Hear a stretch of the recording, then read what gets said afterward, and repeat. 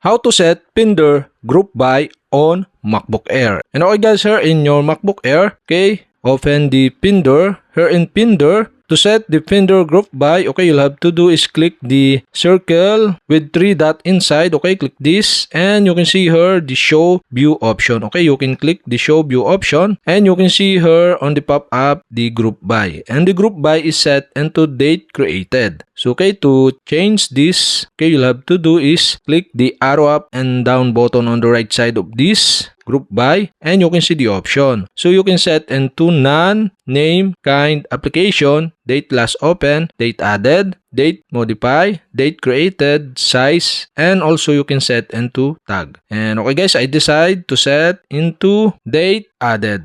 And okay guys, that's it. We have successfully set the Finder group by on MacBook Air. And okay guys, if you have a question, kindly comment below. And don't forget to hit the subscribe button and the bell to notify you if I have new video. Okay, thanks for watching.